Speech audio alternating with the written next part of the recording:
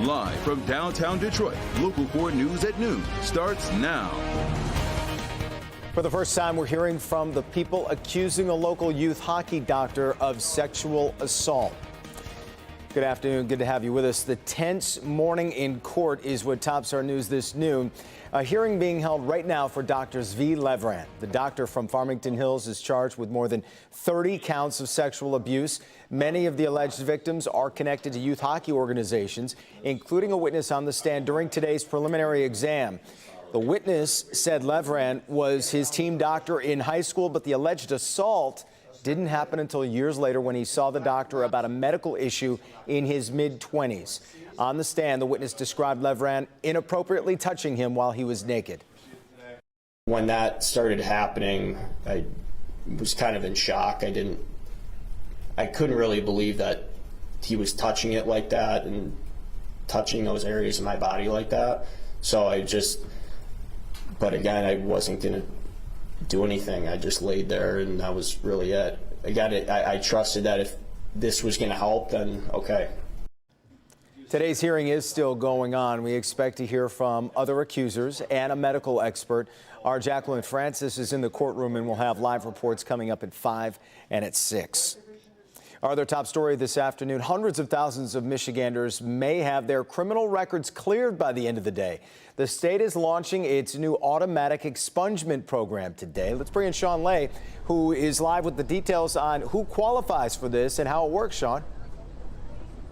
Jason, big news here, and good afternoon to you. You said automatically. That's the key word to all of this, because anyone with misdemeanors 7 years old or more, or some felonies that are 10 years old or more, this is automatic. There is no application to fill out. Let me show you some video of expungement fairs, and I'll break down all these details for you. You've seen Detroit and the state hold these expungement fairs, but now, after what's called clean slate legislation, I'll say it again, clean slate legislation was passed, MSP today rolling out a new process today. It uses a database that will check your record, and by the end of today, your record may be wiped away.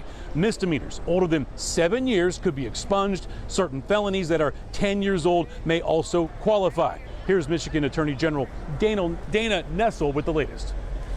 The automatic expungement program will run every day to check for newly eligible convictions, and MSP will pass along that information to the courts whenever a qualifying expungement takes place. Back here live. How many people impacted just today? That database, the program, is going to run 1 million different names through there. Check 1 million different records. By the end of today, Dana Nessel's office says 400,000 people will just automatically have their records, likely misdemeanors, wiped clean, a clean slate and a fresh start. So how do you check all this? You've got to go to Michigan's website, michigan.gov. It's called iChat, kind of like iPhone, but it's called iChat on michigan.gov. And you can check after today, Jason, to see if your record is wiped clean. This will impact housing, employment, and many other things. Back to you. Yeah, all right. A lot of information people definitely want to get. All right, Sean, thanks. A fifth person has died after the shooting at a downtown Louisville bank. A law enforcement source tells CNN the shooter was notified he was going to be fired from his job at that bank and left behind a note indicating he was going to carry out the shooting. Jay Gray is in Louisville, where police are executing a search warrant at the shooter's home.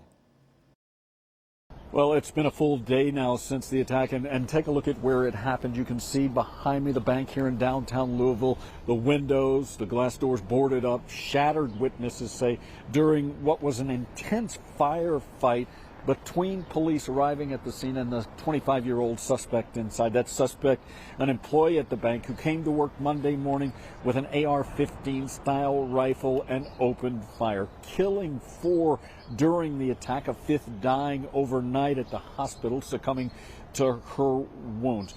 We know that 8 people were injured, 3 treated and released, 5 remain in the hospital, including Officer Nick Wilt, one of the first police officers to respond to the massacre. He was sworn in as a Louisville police officer just 10 days before this attack, was on his 4th shift when he was shot. He is in critical but stable condition after brain surgery yesterday following the attack. The investigation is ongoing here and will be for quite some time. Federal agents involved at this point, too. All of them asking the same question. So many do after these mass shootings. Why? Why did this happen? They have not shared any information on a motive. If they have any, we do know that they continue to pour through electronics, including the suspect's computer, which was pulled from his home during the investigation. That's the latest from here in Louisville. I'm Jay Gray. Now back to you. Yeah. All right, Jay. Body cam footage of the police response is expected to be released later today in that case. Investigators say the responding officers saved lives because there were other people in the building at the time of the shooting. Back here in the metro, a man is accused of leading police on a 45-minute chase, then pretending to be a Walmart worker to try and get away.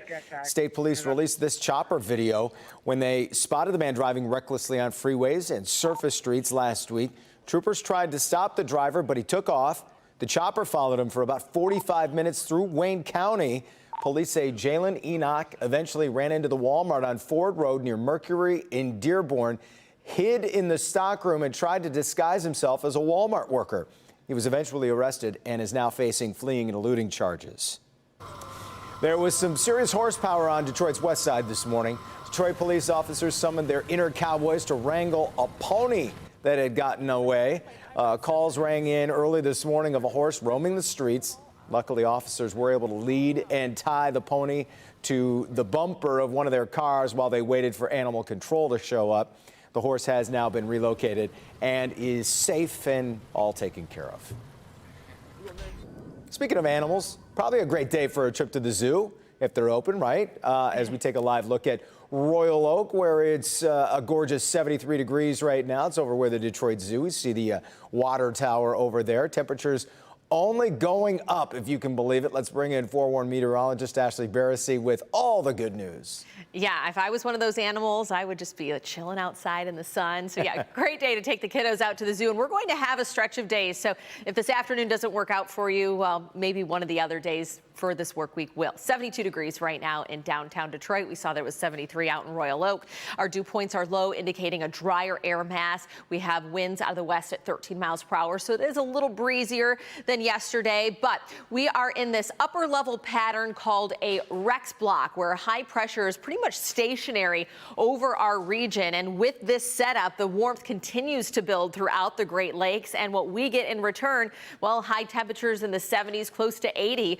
for a few more days. So clouds and radar showing that we do have a little moisture off into the lakes. That's not going to hit us here in southeastern Michigan, but there is some of the cloud cover moving in from the north to the south. So maybe a few more high level clouds will build in throughout the afternoon. Now, as we take a look at these temperatures, likely going to be topping out right around 74, though with some areas already in the 70s, and we could be even a couple degrees warmer than that. So trending a little bit more or a little higher than what we did before. Kind of jumping around with these graphics. So for today, once again, 74 is the afternoon high. And if you are heading out the door as we go throughout the rest of this beautiful day and throughout the rest of the week, make sure you have the Forewarned Weather app with you on the go. You can track these awesome temperatures wherever you are.